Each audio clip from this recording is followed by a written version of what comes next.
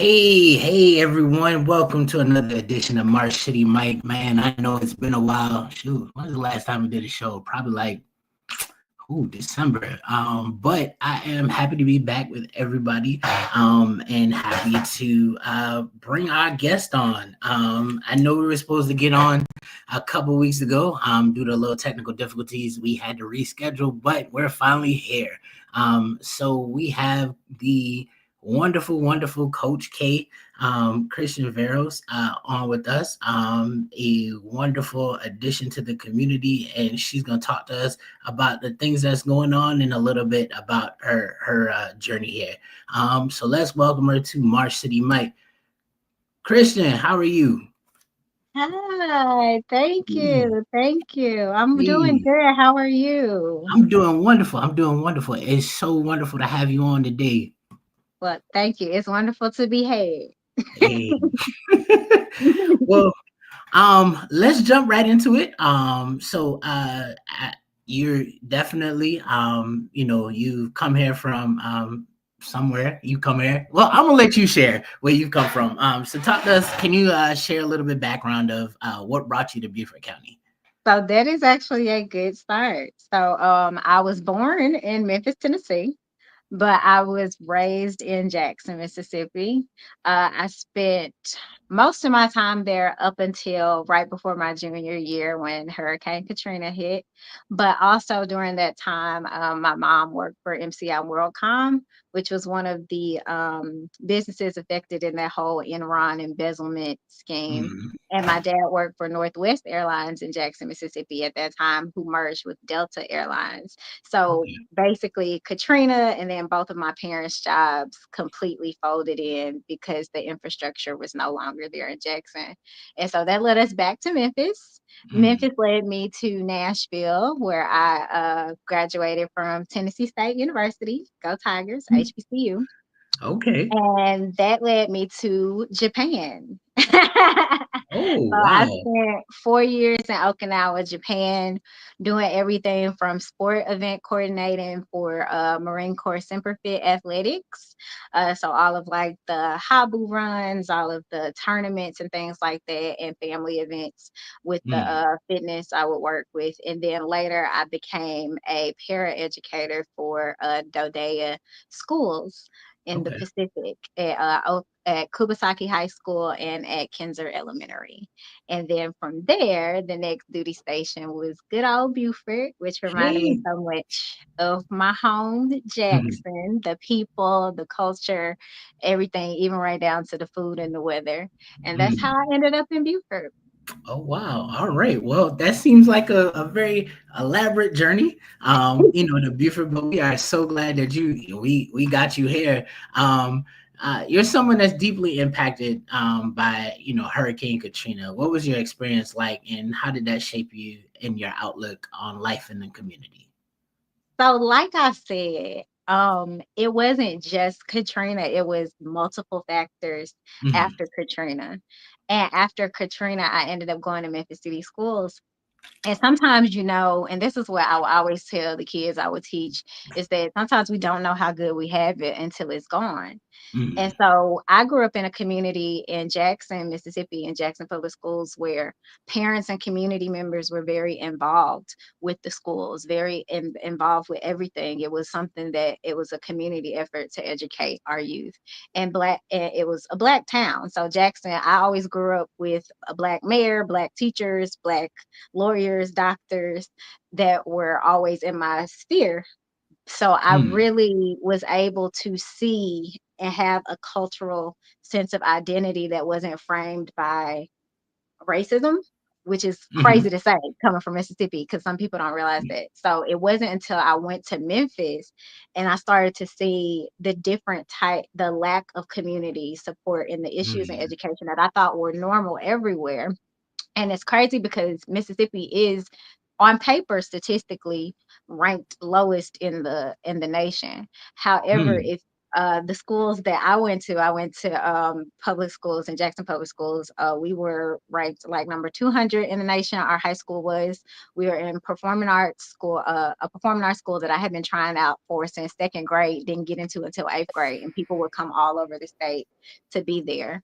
And so a lot of influential Mississippian artists go to that school. So for me, it was to see, it was kind of like noticing that Katrina allowed me to see that every place didn't have those support systems in the community. And since Mhm. I had like a sketch view of like what that was, because I got to experience it, I took it upon myself to say, like, hey, no matter where I go, no matter where I am, especially because I've been wanting to be an educator since I was 8, I'm going to make sure that we provide these types of systems and structures with the community as well as the educational system and different parents and guardians to be able to create a community of activism through education and educating our youth. Mm. Well, just to remind everyone who just joined us and might have joined us a little late.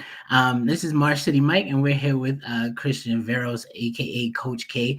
And she's sharing a little bit about her journey. That's a wonderful segue. I know you were talking a little bit about education and that type of deal. That's a wonderful segue into our next topic. So you were a school teacher at the wonderful, I'll say the wonderful Battery Creek. I'm an Let's eagle, go, not high, Eagles! but you were the wonderful, I guess, teacher at Battery Creek and chair coach. So what were some of the most rewarding experiences about that experience? Ooh, from the moment I stepped foot on Battery Creek's campus. So, fun fact, I told you I always wanted to be a teacher till I was 8. Yeah. Like since I was 8. I didn't get my first actual classroom to teach in by myself till I was 28. And Mm, that was crazy because I had worked in like education for a long time as a tutor, as a paraeducator. So I would go in as a SPED coordinator to help children with different types of learning challenges, and I would be their extra support in the classroom. However, when I went to Tennessee State University, literally 30 days after I graduated, they told us we lost accreditation to be able to give you your license. So what you gonna do? mm, So mm, I had worked for basically 4 years to get a degree that they no longer could offer me. And this was the ooh, only school that was opening its doors to me because literally my junior year is a very important year because that's when you're deciding what your path is going to be. And yeah. so all of those resources were gone for me. And this was the only school even opening their doors to me. And Mhm, so now I did all the work, I did everything that I was supposed to do. And then I get there to go pick up my degree. And they're like, well, we don't have one for you, but you got to take like some extra classes to get maybe one of the majors on this paper. So I mhm, ended up graduating with like 15 more credits than I was supposed to have because they lost their ability to license. So when mhm. I went to Japan years later, I entered a program called Teacher Ready through the University of West Florida, which was the online program because now I'm overseas. And a lot of Yes. teaching programs you have to do coursework for that's in person. And Mhm, so I was able to use that program. And lo and behold, when I got to Battery Creek, that was the one program that they used in this district that they did reciprocity for. And so I was able to finish my program here and do all of my teaching things. It was like I just hit the ground running. And one of my most favorite experiences was being able to learn under so many great educators at such a great time. mhm, And people always talk about COVID being a negative experience for them. But just like in Mississippi, where education was a great experience for me, at Battery Creek High School is a great experience for us because that was the first time that we got to use innovative education models. So our mhm, kids that had different types of skill sets, they were all able to get what they needed with a hybrid model. So if you needed to come in for class, you could. If you didn't, and you were a senior who needed just this one class because you had work study at TCL or something like that, you also were able to get support. And it created like this digital hybrid system that ended up making Beaufort County win the Innovative Teaching Grant Award of 2021. And I ended up winning the National Virtual Teaching Award of 2022. And we also ended up Congratulations. becoming the first high school in the history of ever of America to Oh, win man. the Stephen Covey Lighthouse Leader in Me Award. And Mhm, so it was just so many things that cultivated, because it wasn't just because of what we were doing as educators. It was because we literally had a community based learning system, which mhm, is what I had grown up in. I had saw it successful.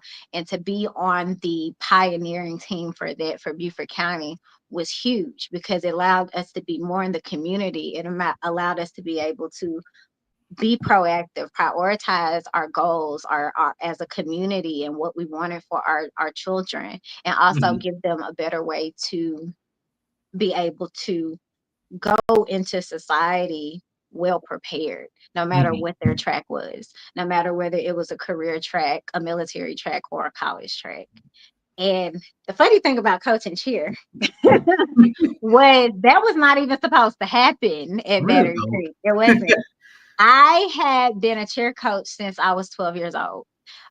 From coaching my mom's first club all-star team. And Mhm, when I was in Japan, I coached a combined all-star team, and we ended up winning the Okinawa International cheerleading competition.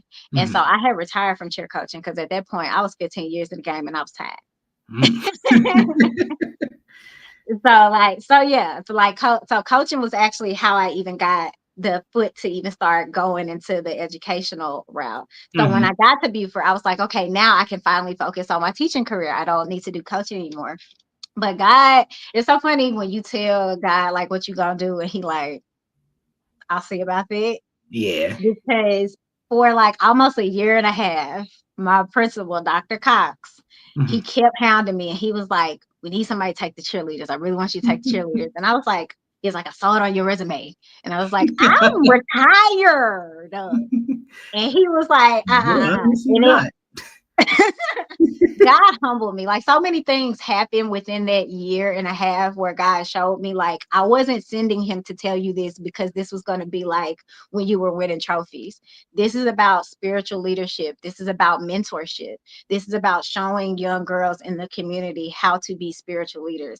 Because people don't realize that cheerleaders always say we got the spirit, but they don't know what Mhm, that means. mhm. Cheerleaders are usually either one of two things. They're the nicest people in the building, or they're some of the mean girls in the building. And when I had inherited the team, that's really what they had been known for, was not being the nicest That's girls on just the in block. the yeah. And so I didn't realize, I put two and two together, and God was like, see, this is what I was trying to get you to do. And Mhm. from there, we were able to do so many things. And the proudest part about being a coach was when we would go places or even just be at games or be at, like, got to perform at the USC Gamecocks halftime show on Oh, wow. ESPN my last Yeah. year there on the 10-yard line to a Cool. sold out stadium. But all of those things didn't matter as much as when people would come up to me and be like, Coach, your athletes are some of the kindest, most considerate, respectful athletes in any program. And Mhm. then when they say things like, they meet my girls, or people would try out for the team, and that we'd ask them like, why did you come out for the team? And they'd be like, because the cheerleaders were some of the nicest people when I got here. They literally made me feel welcome and at home, Mhm. and it was genuine. And that's Mhm. something that I pride myself on, because I don't do mean girl energy. I'm all love, light, love, happiness. Now I will respect and correct you if you need to be corrected, but I'm not a person that, I don't use my words in a way. I really emphasized as a teacher as well to, we can control whether we want to be abusive with our words or not. Mhm. Sometimes our tone can be off because we might be tired, exhausted. Those are things we can apologize for. But we make a choice when we want to use our words to tear someone down or build them up. And Mhm. that's something that I really emphasize as not only a coach, but also as a teacher, because I taught communications and language arts. And so being able to allow students to explore, not only their gifts and talents, but do so from a place of compassion and a place of joy. I would say that was my biggest triumph as a teacher and a coach. Mhm. Well, that's definitely impactful. Especially, just changing that culture, especially with the chair program. And I know, you said you retired, but you definitely came out retirement like Michael Jordan. So but and I'm sure the Battery Creek and all those students definitely appreciated that. What changes have you seen in the school system since you started, and what do you think is still needed, especially for youth of color? So there have been quite a few changes, and who, Lord, give me the strength to be able to say this with clarity and Mm, love, but truth and mhm, wisdom. So in 2021, after we had ended up winning all of those awards and doing so great with our hybrid model, because in 2018, the county constituents had voted for all of our schools in Beaufort County to be renovated. mhm, The school I worked for was the last on the list because it needed the most renovations, mhm, rightfully so. Like I remember when we first got there, my mentor, Ayana Anderson, saying like our kids deserve a clean place to learn. They deserve a beautiful place to learn. So we literally was out there cleaning up the roaches and the mhm, cobwebs. And the first day of school made the school look so beautiful before renovations. And mhm, then when they started renovating in 2021, Governor McMaster told us if we kept our hybrid programs that were successful, even though we only had one functioning hallway, no cafeteria, and 800 kids, that they would cut our funding to finishing the renovations. wow. So it forced all of us to go back to school where the mandates for COVID weren't even lifted yet. Mhm, And also there was days where I was literally teaching and I couldn't teach because they're drilling holes in the wall. We didn't have internet access. We didn't have this. We didn't have that. We didn't even have running water. There were some days that we're working on the bathroom where it's literally water from the toilets in the bathroom system like leaking on other teachers that are teaching under wow. us. And it created a hostile environment with the kids because the kids don't feel safe. Mhm, And what my teaching philosophy has always been, the kids don't care until they know you care. So what are you telling them when you're forcing them to come back when you know this is a model that works for them, has put them on a national platform where mhm, everyone used to discredit them. Like when I got there, they was calling kids assault and battery. And then mhm, by the time we were up and running within a year or two, like it's the top in the country. And what's crazy is at that time, the demographic was literally a third Caucasian, a third Black, and a third Hispanic. So that was the first time I got to see that it wasn't as much about race as much as it was about economic status mhm, and telling our kids that they don't deserve to compete on the level that other people feel that they should compete, that their accommodations don't matter because we're talking about kids who also sometimes help provide for their households. We're mhm, talking about kids that have jobs that take care of their siblings. So a hybrid education model really helped them because it allowed us to meet them where they are without lowering the expectation, but it allowed us to bring education to them and them to be able to hold on to it and be able to commit and prioritize their time effectively. And so what I've seen is ever since that happened, we've seen a decline in programs. We've mhm, seen a decline in morale overall. We've seen a decline in safety, not only for students, but educators, mhm, because there isn't a lack of accountability now that we see. mhm, Whereas before, respect was the culture of and dynamic of our district, that now you see it's just easier to be like, okay, this child is disruptive or da da da. We don't want to deal with that or that parent, so we just push it under the rug, and it creates more and more issues. And mhm, so now you're seeing kids just being disillusioned. They're depressed about mhm, things because all of their opportunities they watched it happen, and the generation that they watched succeed is now graduating from college, and they did it in the midst of a pandemic, and they were able to watch and think that they were going to inherit all these programs. But when they got there, they did not have those resources anymore because they were taken away. And so we're seeing a lot of our kids suffer in ways that to where they're harming each other or even harming themselves. So I would mhm, see the major difference that I would say is culture. It's been a culture shock that's happened in the county because that connection piece of the community is gone, of actually serving the needs of the community, understanding what the community needs, Mhm. and actually creating a space for everyone in the community to have a seat at the table, versus just saying, okay, y'all gonna do it our way, and if it doesn't work our way, then we're gonna cut off all the stuff that does work for you. So what does that tell the kids? We don't really care about you succeeding, we just care about you playing by our rules. Mhm. Well, I definitely well, Tiana Parker, our first guest and longtime supporter, that type of deal.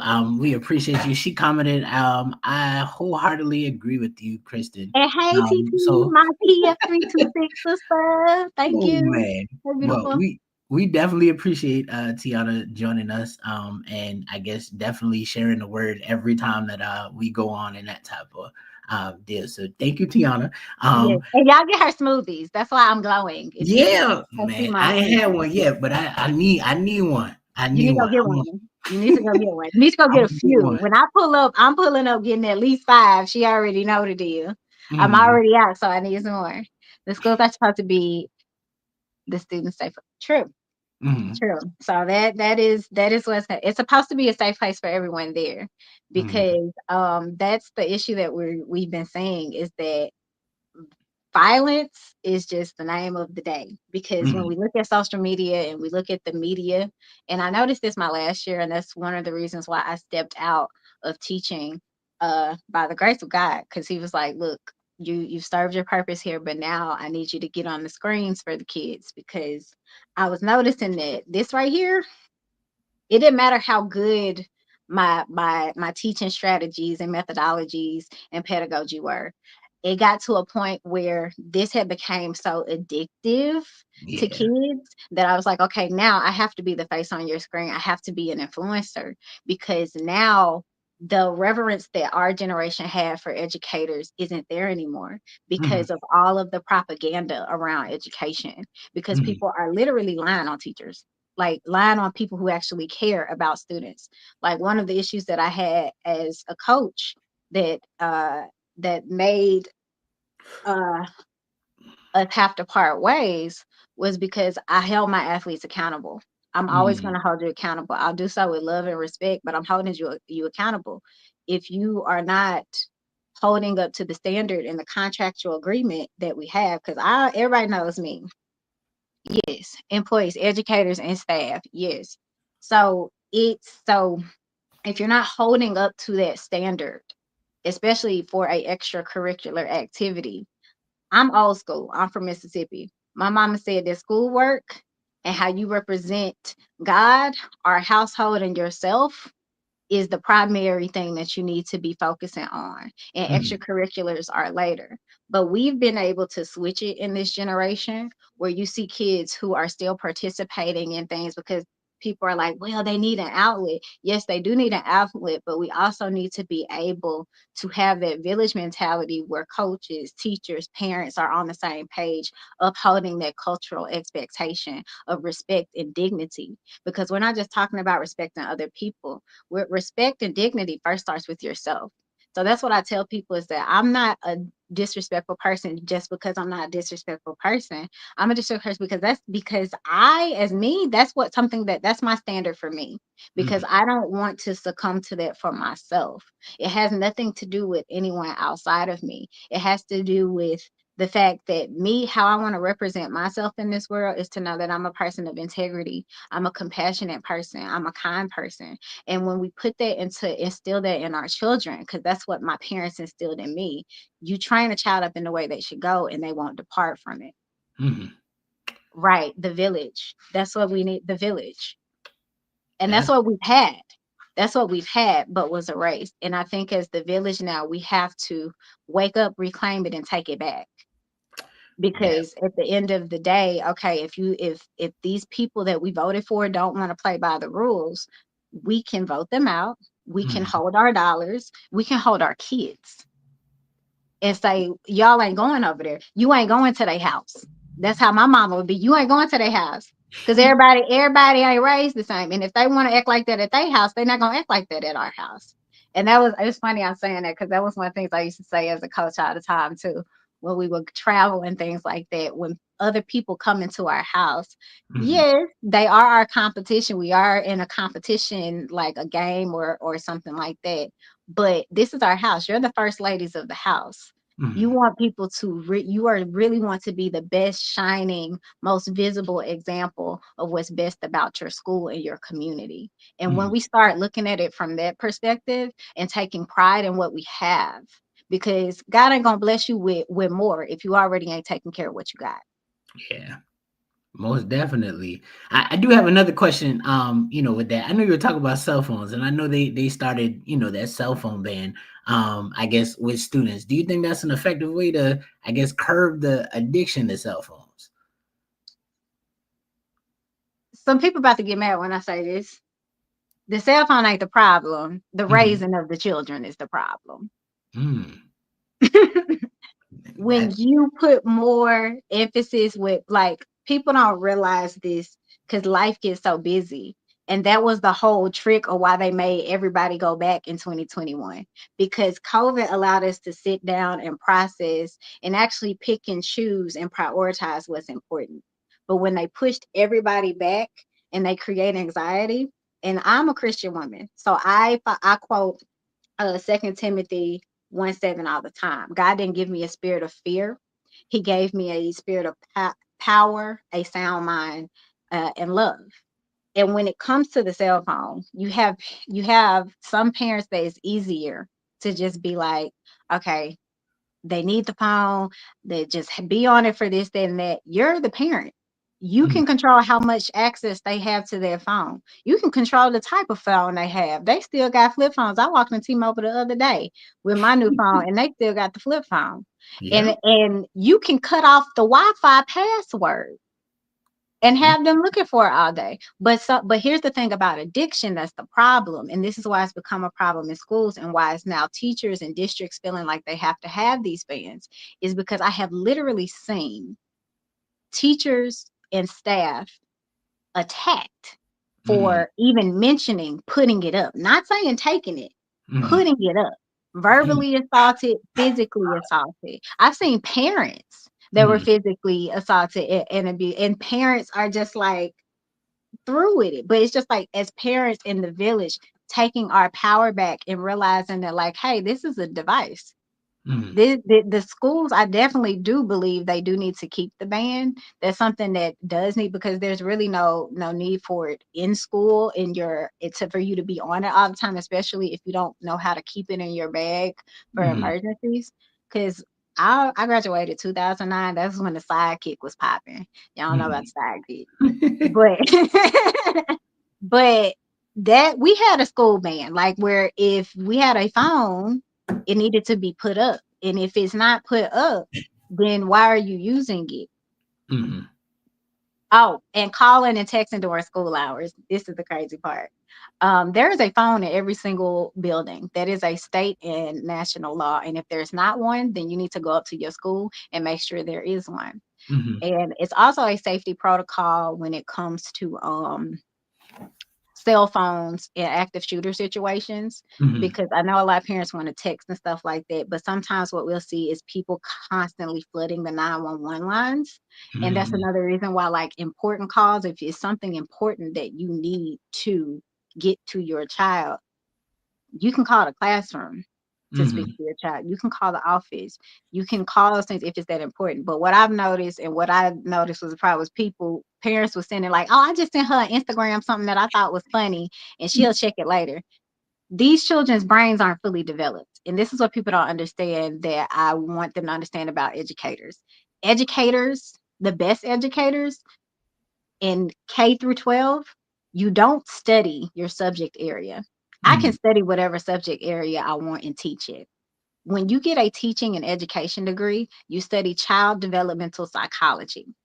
And when Mhm. that child's brain is not developed until they're 28 years old, fully 24 in certain parts of the brain, and 28 later, you start seeing that the impulse control that they have is not the same that we expect from adults. But there Mm-hmm. are some parents that don't understand the psychology of their child and just base it off of what they've taught their child, which is you can rear your child and they can understand all these things.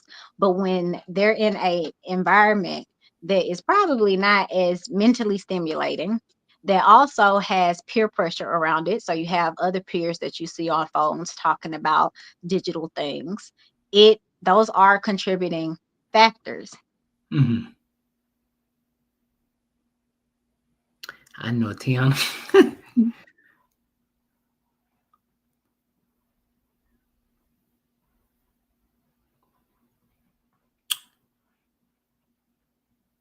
She said, "What we gonna do about blowing them with their phones if the police can't handle it?" Yeah, Yeah, and that's pretty much. important too because that was very scary too. My Mm-hmm. last experience as a teacher in public school, that year we had probably an active shooter situation or type of like drill, things like that where we didn't know if it was a drill or not. Like almost one day for like 2 weeks straight, like every day for 2 weeks straight. And when Mm-hmm. you're in those situations, you have to be quiet, like you have to barricade the classroom in a way because you have to be worried about like any sound that's made, Mm-hmm. anything that's made. Those are things that can give away your location. And those Mm-hmm. are the types of things that people have to be concerned about is knowing that like as a community, we need to be going with the Beaufort County Sheriff's Office when they have those active shooter drills and Mm-hmm. training. As the community, we need to be in there too, not Mm-hmm. just the kids and the parents, because we need to have some type of organized protocol, some type of drill that if this were to happen, we need to be able to protect our kids and our community. And when Mm-hmm. everybody has like, well, I think this way, I think that way, I think that way, that creates more chaos. And it's like she said, it tips people off. And so we want to be able to not only protect our kids, but it goes back to what we've been talking about the whole time is a continuation of communication with the village. And Mm-hmm. that's something that we haven't been seeing in Beaufort County for a while. And that Yeah. was one of the reasons why I had to walk away because I was used to being able to go directly to my superior, to my principal and being like, hey, this is an issue that we're seeing in the community. And we talk about it, we work through it because that's a part of our school renewal plan and our community renewal plan. Mm-hmm. But it got to a point where, when administrations change and revolving doors happen, people throw away what works sometimes. It even Mm-hmm. happened in the Bible when we talk about the generations of the Israelites and the things that they lost because they weren't staying committed and true to what got them out of bondage. And Mm-hmm. that's what we're seeing now is people not staying committed and true to what got us out of bondage. Now we have had other factors and people playing in our faces and taking things from our kids, but that Mm-hmm. also gives us the opportunity to stand up and take it back and remind them of what happened. Because if you don't know the past, then you won't be able to stop it from repeating itself and you won't be able to recognize it once it does begin to repeat itself. Because everything that we're seeing in national educational federal news is Mm-hmm. everything that happened here in Beaufort County first in 2021 with all the programs that we lost.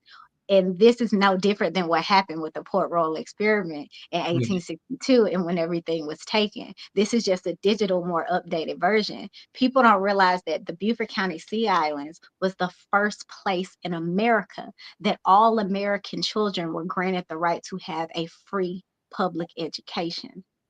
It is Mm-hmm. no coincidence that what happened in 2021 to our children and what happened in the Port Royal experiment of 1862 that it happened. There's no coincidence in that. And there's no coincidence in what happened now. And that's another reason why I left in 23, because I've been trying to ring the alarm to so many people about all this propaganda that they're trying to talk about with the Department of Education, with all of this stuff. The Department of Education was funding all of those hybrid programs that were making us great, while the Mm-hmm. state had the responsibility of making sure that our buildings were up to date to support the federal programs the money we were getting for the federal programs for IEPs, for 504s, for career and technical training, for digital infrastructure. They were giving us that money because the state couldn't afford that. The state could barely afford to be able to renovate all of our buildings. That's why it took almost 50 years. Mm-hmm. But when Definitely. you don't understand how these systems work, you gonna buy wooden nickels from anybody. You No. gonna believe what's on social media. You're gonna believe the confusion and the dysfunction. And if you really serve the one true God, you understand that anything that comes with chaos, confusion, division, and angry rhetoric is not from God. That's from someone who's trying to confuse you and throw you off balance so you don't understand what's actually going on in front of you and they can manipulate the illusion. And Mm, that's exactly what's happening. That's what's happened. And that's what we're seeing now on a federal level happen. But it happened here in Beaufort County first. mm. I'm a pivot. I definitely a whole lot of information, and I definitely, something that we need to take a look at, definitely in Beaufort County and in the nation, is the education of our students, and really homing in on, I guess, that cell phone addiction. You get what I'm saying? And that education system, our kids getting a full education, and when I say a full education, the full experience, that safety, those facilities that mean a lot to those kids, that are safe, reliable. They have the money, so why not spend the money on our kids? You get what I'm saying? Right. And we were a trauma and I don't think people realize we are technically what we called in schools a trauma based district where Mm, children deal with poverty, they deal with grief, deal with death, they deal with major traumatic instances in their life. And until you can actually deal with it, create resources where they feel safe, you ain't going to be able to teach that baby nothing. You can't mm, teach anybody when they're stuck in survival mode. mm, And when you take all of the, and the thing was that really broke my heart is to see our kids finally feel safe. And once they finally did, and they started getting their confidence and they started getting the recognition that we always knew was inside of these beautiful gems, it was mm. taken away and forced them back into a traumatic experience. Experience. Mm, And people don't like because I tell the truth, but that's just what it is. If y'all want to stop the killing, if y'all want to stop all of that, then you need to get involved. Because what's these kids are worried about now with social media is they see people with stacks of money hitting each other, cussing each other out, and making tens of $1,000s, and they are only worried about making money. They're not worried about making an impact and how you can yes. also have an impact and make money. But they just care about that fast cash because that's all they hear their parents worrying about is how to provide, how to provide, how to provide because we're on this wheel instead of Mm, actually realizing, okay, how can I make my community better? How can I use my gifts, my talents, and my skills to be able to create the world around me I want to see? Because ain't nobody gonna do it for you. Y'all need to get up off your behinds and do it for yourselves. We have to do it. We have to join together as a village and have these conversations. We have to be able to put our tools and our skills and resources together. We need to be able to first communicate and mm. not communicate from a place of trying to correct one another, but communicating from a place of this is my experience, this is our experience. How can we create a win win solution that benefits not only us all, but the generation that is looking at us? Definitely, definitely. Well, bridging into, I guess creating that community.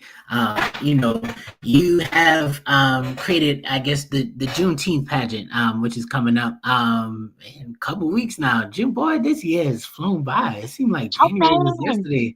Man, December will be here before you know it. But let's talk about that Juneteenth pageant. Tell us a little bit about, the Juneteenth pageant and when it is, and that type of deal, and what inspired you to create the pageant, and why is it important to Beaufort? So I will start with my inspiration for it. Um, Initially, it's always been something in the back of my head. I've always wanted to have a pageant, but I never knew what kind of pageant. But when I taught 12th grade language arts, the last unit of that class that I taught, after I taught Shakespeare and Oedipus and all the famous old dead white guys, I Mm, taught Their Eyes Are Watching God by Zora Neale Hurston, mm, specifically because that book changed my life fundamentally in 10th grade, but mm, also because it was written here about people not only in Beaufort, but in all of the Gullah diaspora from Florida to Georgia to Charleston.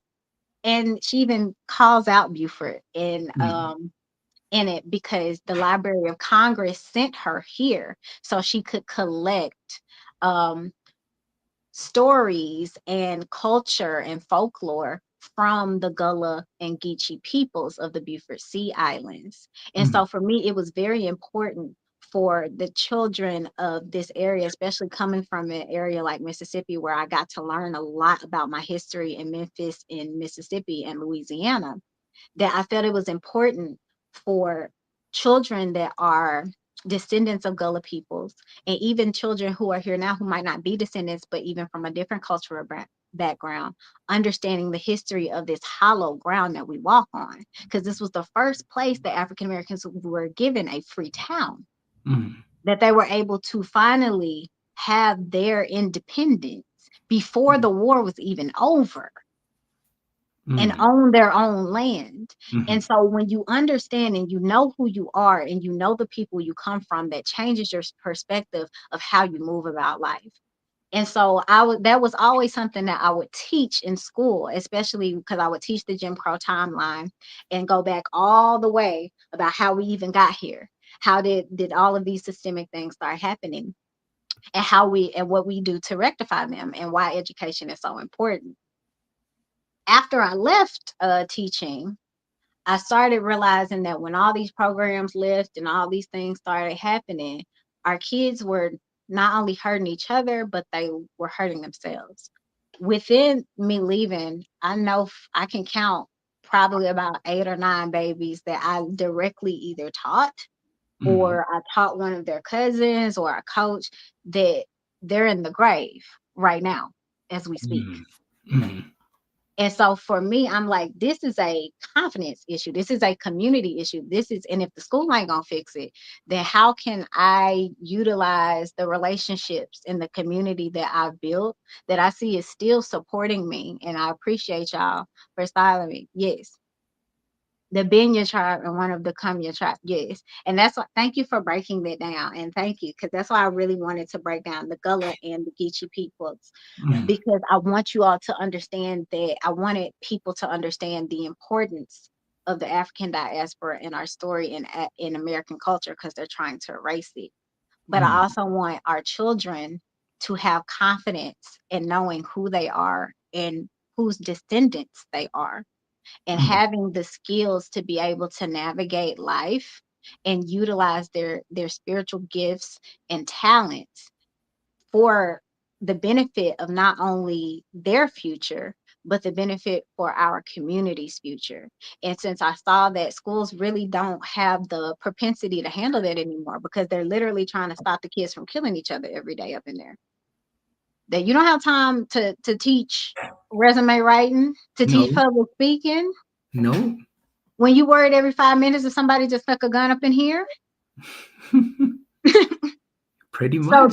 that's what the Juneteenth pageant kind of formed for me, because I was like, okay, if they're not going to bring back the movie theater, if they're not going to bring back all these things, I'm going to bring something that I want kids and community members to be able to collaborate. So I'm gonna pick on my brothers for a second, because this year I didn't have a single young man sign up. However, I reached out to Mm, many male Black mentors and coaches that I've worked with across my beautiful time. Our mm, boys need to see you, because we did a survey of over, I think, 300 young Black boys in Beaufort County, and they specifically want to work on stuff where they can do public speaking and mm, debate and be able mm, to stand on the stage and have their moment too. But until they see that the men around them support that, they're not going to do that. Till they know that you care, they're mm, not going to care. Even though they'll come to me and be like, Coach, I really want to do this, they're not actually going to do it if they have an uncle, brother, cousin, coach who's like, man, you don't need to do that. You just need to do this, that, or other. No, he can play basketball, and he can also speak for his community. mm, He can also throw that football, and he can also get up there and do a food drive, not just with the football team, but as a king. Yeah. Because if y'all gonna keep calling each other kings, then you need to be called and equipped to do so. And you need to Mm-hmm. be able to be put in these environments that might not be comfortable for you, and you be able to overcome and triumph over them because Yes. you are now being a leader in your community and other men will want to follow you. And Mm-hmm. that's something that I embraced with a lot of my creep athletic brothers, Coach Rivers, Coach Willa, all of them, my boys, because they understood that. And it was just like we have to give our boys also the opportunity to be well rounded, and they have to see us in that room too. Mm-hmm. Definitely, definitely. So when is the pageant, and I guess how can people support the young participants? Yes. So the pageant is June 13th and 14th at Okay. United Church of Jesus Christ for All People. It's a Okay. long name, but I hope Yeah. I didn't botch that. Charge No. it to my head and I'm gonna hurt y'all. But it's on Duke Street, 1801 Okay. Duke Street. And you can get tickets at Eventbrite or Mm, at www.sc-juneteenth.com or www.pf326.org. So that's Eventbrite and those two websites. You can get tickets. We also, you can get tickets at the door, but they are limited because unfortunately we were going to have it at another state, local, county building. But mhm, because of the attack on DEI, due to mhm, federal administrations, our program is under that umbrella. So we that's why we're so grateful to be able to actually bring it back to the community because people don't realize before we were even allowed in these spaces, the mhm, black church is where we congregated. The mhm, Black church is where we had our programs, where we had our public speaking, where we had our debutante balls, our cotillions, our pageants, our honoring of our youth and our elders. And to be able to bring it back in such a way as such a historical church is a beautiful thing. So you mhm. know what the devil meant for bad, God always means for good. Yes, definitely. So Tiana posted the websites for us. I was posting it up there, but she beat me to the punch, and that's why, man, that's why I love her. She So, be on it. That's so my girl. That's my Project Freedom 326 sister. there you go, Thank man. you. But you can definitely go to those websites and purchase your tickets today because those young people definitely need support. And I mean, if you can pay to get in the club, you can pay to go support these young people. You can. So hopefully you guys will be out there on June 13th and 14th to support these young folks. Um, how so let's talk a little bit about your business. So your business is called Courtesy Care. And what inspired you to start it and what services do you offer? So Courtesy Care Life Consultant actually started in Japan. Okay. It started in Japan as a etiquette consulting firm because I have been a licensed etiquette coach since 2017. And so when I was in Japan, because there were a lot of like officer balls and military balls and things like that, and I always would take etiquette classes, I decided to get trained in that. And that kind of spearheaded into the Courtesy brand. So Mhm, Courtesy Care is just a facet of the Courtesy Collective brand. So we have Courtesy Care, which are our aromatherapy essential products. We have mhm, Courtesy Code, which is our etiquette code coaching that we do. We have Courtesy Classroom, which is our media training and website building courses and services.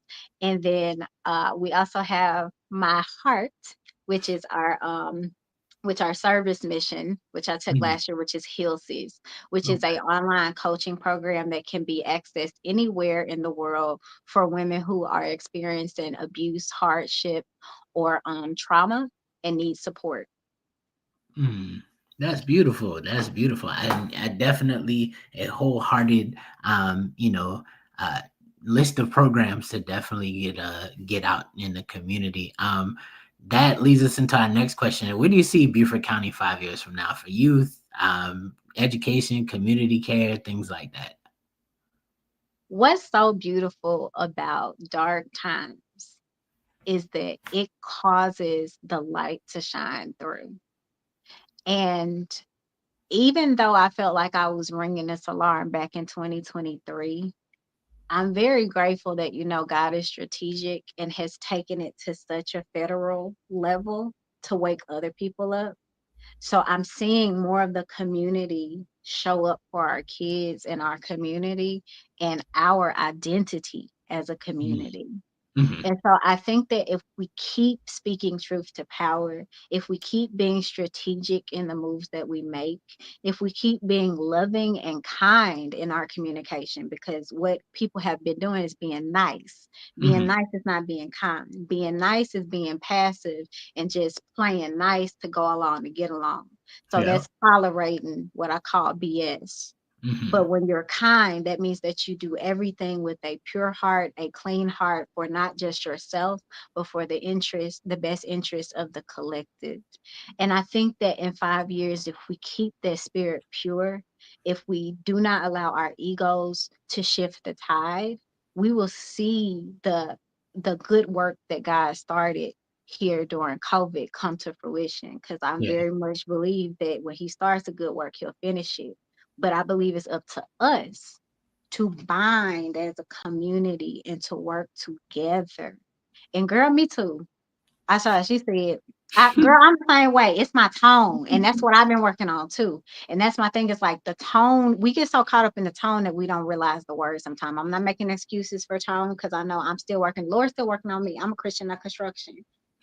But but if we go into the conversation already setting the parameters and saying like, look, this gonna be a hard conversation, but this gonna be a conversation with love, and we do so with a respectful language. So we're not calling people names. We're not calling people dumb or stupid because they might not know certain things. We're not attacking people. We're telling people the truth. Jesus told the people the truth when He said like, hey, y'all have made this house into a den of thieves.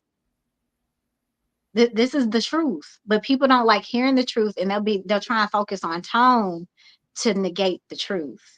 And what we need to have is people being able to set aside ego to hear the message and not just hear the nuances that they want to place there because of the things that they're harboring inside. Like, what is the collective mission to make sure these kids stop killing themselves and killing each other? How do That's we do that? How do we do that together? Because it takes me. I need you to survive. What's that old church song? I need you. You need me. I need us all to survive. Y'all remember that song? They used to all make us sing it when yeah. we all us millennials. They used to. We need that back because when they don't see how the kids are watching how we treat each other. And I remember one instance, our first day of school back, my second year teaching high school, and our instructional coach, we all had to wear the same polo and we all said we're a team, we're an army. Because when these kids come in the building, they need to know what real respect is. That whether we might have different opposing views on different things, but that's the beauty of the body of Christ is that we all have different experiences. But they still need to see that we respect each other, that Mm-hmm. we're not participating in slinging mud against one another. We're not participating in things to bring other people down. We're not undercutting people and being shisty Yeah. because we want a bigger paycheck instead of what's best for these kids. We are all here for them. We're all sticking to the same standard that we all agreed upon, which is a mutual respect and not fake respect, whereas, oh, I'm going to talk to this person nice because I like them, but this person, I'm going to be this way. No, there are people that have wronged me my entire life. I was a kid that got bullied very much in my life, and I'm grateful that that happened because that's why I'm the compassionate and kind person that I am, and I don't play about me the way I used to. Mm-hmm. Because it allows you to see that when you treat people with kindness and compassion and they don't deserve it, that says more about you. That says more about them than it says about you. It allows you to be able to take control of the situation and say, you're not going to pull me out of character. I'm going to still tell you the truth and I'm going to tell you in love. And if you don't want to accept it, that's fine. But you Yeah. don't stop progress. I'm still gonna keep moving. And I think that's what bothered a lot of people when I left that I know for a fact tried to tear down and stop me. Yeah. And God put a crown on my head because it was just like, no, I'm not in this for any other reason than the assignment He gave me. He gave me a community back after I lost everything. And I Yeah. will fight tooth and nail for these kids and these people that were with me. When I literally in Beaufort County ran off my house with nothing but my dog and my wallet, Mm-hmm. the community in Beaufort County, the people that I'm talking to right now, you guys covered me in a way that I hadn't felt in years. And for that, my loyalty, my love, my kindness, my gifts, and my skills and my talents, I give them to you as a reciprocity for the thanks of this beautiful community, these kind-hearted people. Because when the stranger came to this foreign land, you treated me with kindness, you treated me with love. That shows me the type of people that are in this community. That shows me the beauty that needs to be protected here. And when we focus on that, and when we start realizing that that's who we are, that's when we can start making the moves and making the decision every day to be better than what we've been or what other people say we are. Mm. Well, that's definitely a impactful statement and a powerful statement, and we thank you so much for caring for the youth of our community and continuing the work that you do. With that, I know our time is coming to an end, but we thank you so much for joining us today. Again, please go and support the Juneteenth pageant. It is the 13th and 14th. And matter of fact, you can share again because I know people want to Yes. hear from you. But So and one I'm last thing, because I'm so glad that Tiana just brought this up right quick. Show up, because some of y'all been asking 6 years for this pageant. Some of mhm, y'all have been asking for all of these programs that we're starting to bring, and your face is nowhere to be found. mhm, Where are you? Show up, because now the kids want it and they have it and they have qualified people to do it. It's not some rinky dink stuff that we done put together. We have put time, effort, and energy to give you all the things that you say these kids need. But now we need you to do your part and show up. And you can show up by going to www.pf326.org, buying tickets. You can buy tickets at Eventbrite and just type in the Juneteenth scholarship pageant in Beaufort, South Carolina, and it'll come up. So there's mhm, no excuse to, and here's the thing, you can even donate. So even if you can't come out, we have links on our Eventbrite where you can donate, because all that money goes to their scholarship funds. Most of our contestants, yeah, I think 2 out of 3 of our college age contestants go to an HBCU, and they're mhm, cutting fundings for these programs. They're cutting fundings to these entire schools. These kids need you to show up for them so they know how important it is to carry on that legacy of education. Because education is the one thing that people cannot take from you. That's why they tried to take it from us before we could read and write. That's why they killed us. So when we got caught reading and writing, because education is that one thing that they cannot take your mind. No matter what they do to your body, they cannot take your mind. No matter what tangible things they try and take for you, they can never take the education, the experience, and the skill set that you have trained and developed. And it's important that our kids see that. But when we put all of our emphasis in making the next quick buck and the next quick dollar, and we put all of our emphasis in that instead of the end goal of what mhm, we really want to achieve, that allows them to hyper focus on the wrong things and mhm, think that making money, no matter how they make it, they'll be good, no matter how destructive it is to our community. mhm. Well, definitely. Thank you again for joining us, and thank you again so much for what you do for the youth in the community and continuing that journey. Please go support the Juneteenth pageant that is on the 13th and 14th at United Church on Duke Street, and you can get your tickets on the 2 websites that's posted on the bottom and Eventbrite. But we definitely thank Christian Coach K for joining us today. And be on the lookout for the next episode of Marsh City Mic. And thanks you guys for joining us. Have a great day. All right. Thank you, Lawrence. All right.